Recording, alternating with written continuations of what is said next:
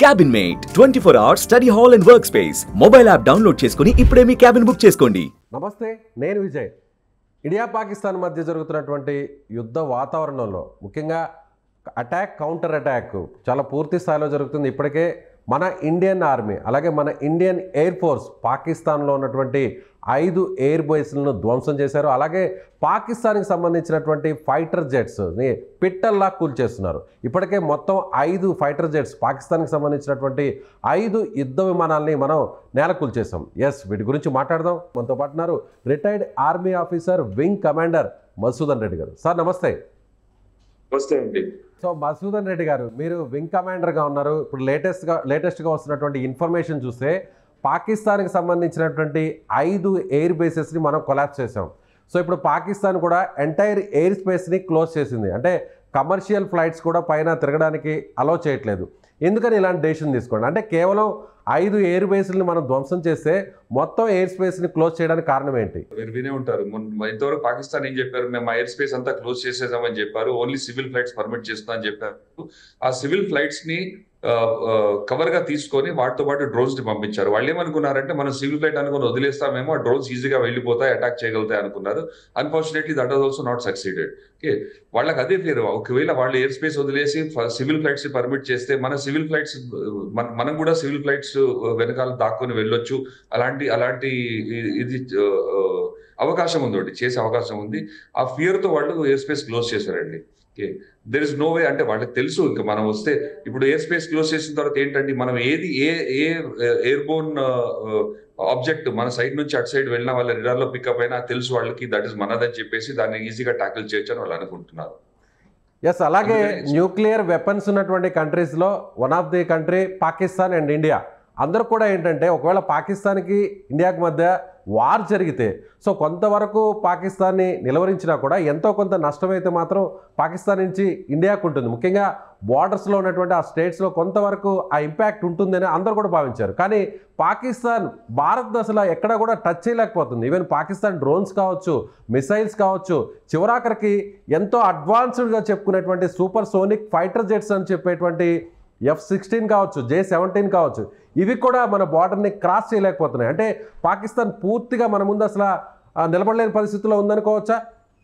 100% ఉందండి. ఆ నిలబడలేని పరిస్థితిలోనే ఉంది, వితౌట్ ఎనీ డౌట్.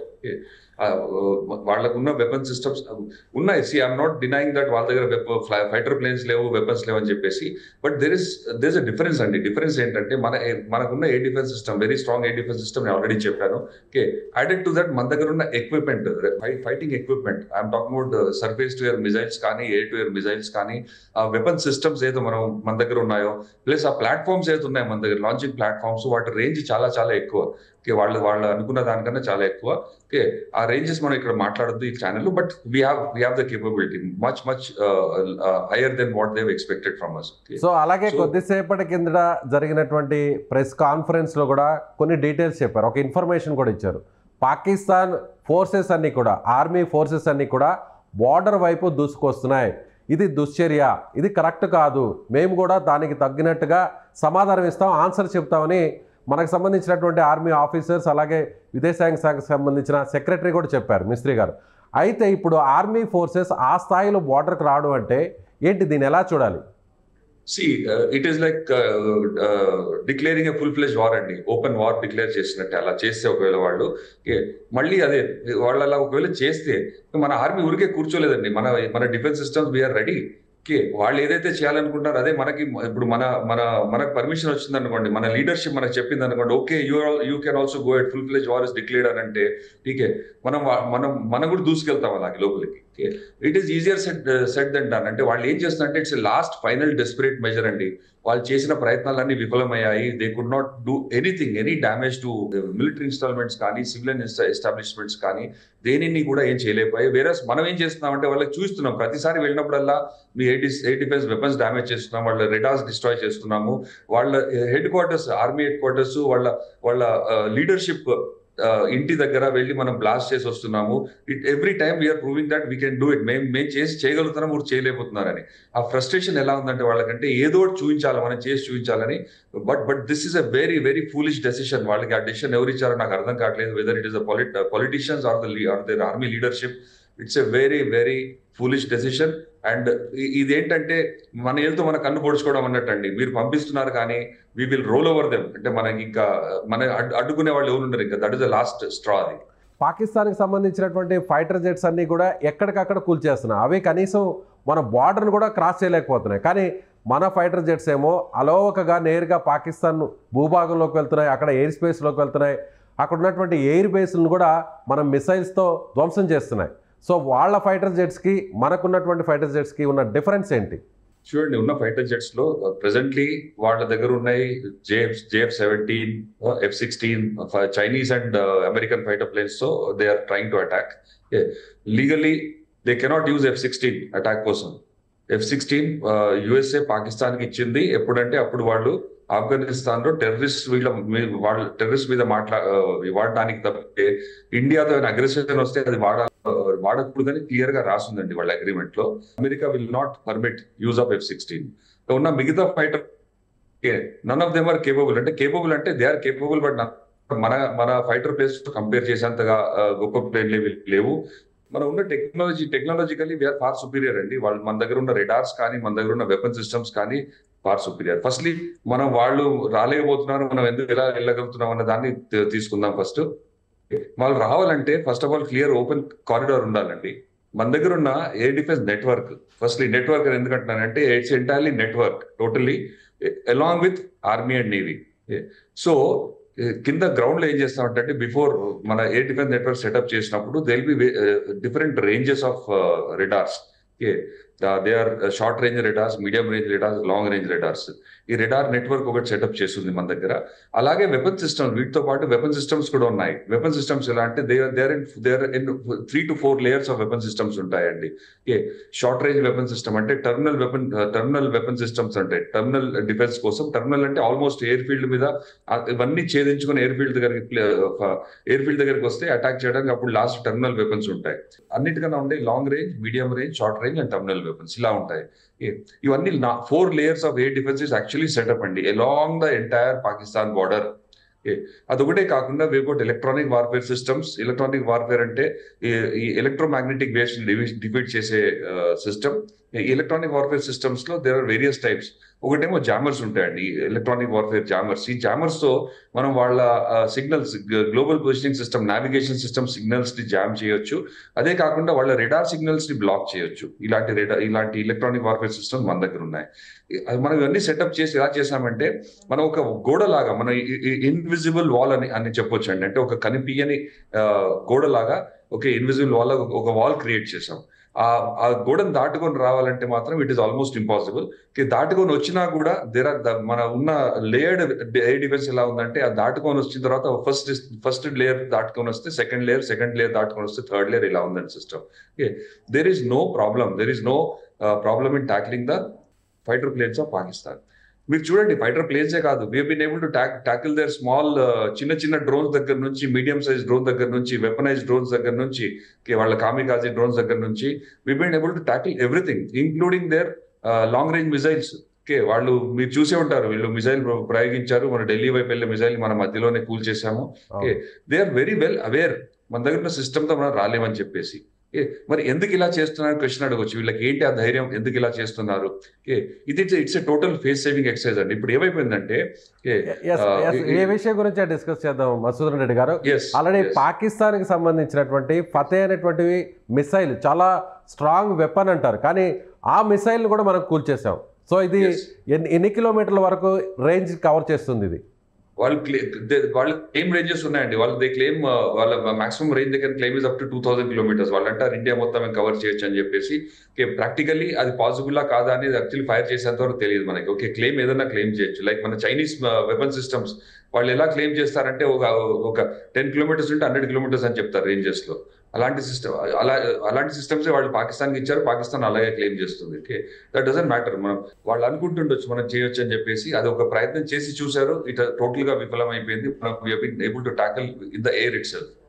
అది అంత ఈజీ కాదండి. మనం ఈ మిసైల్ ప్రయోగించేస్తాం, అది తీసుకెళ్లి మనం not only missiles with in the atmosphere we can take on ballistic missiles అంటే అవుట్ ఆఫ్ అట్మాస్ఫియర్ వెళ్ళిపోతాయండి, స్ట్రాటోస్ఫియర్ కి వెళ్ళేసి మళ్ళీ రీఎంట్రీ అవుతాయి, బ్యాలిస్టిక్ ట్రాజెక్టరీ ఫాలో అయ్యి మళ్ళీ రీఎంట్రీ అవుతాయి స్పేస్ లోకి వెళ్ళి. అలాంటి మిసైల్స్ కూడా ట్యాకిల్ చేసే టెక్నాలజీ మన దగ్గర ఉంది. So there is nothing to fear. మన దగ్గర భయపడాల్సిన అవసరం అయితే లేదు. వాళ్ళు చేసే దుశ్చర్యలన్నీ మనం అనవసరంగా దేరాలు తిప్పి కొడుతున్నాము, వాళ్ళు చేసే ప్రయత్నాలన్నీ ఫెయిల్ అవుతున్నాయి.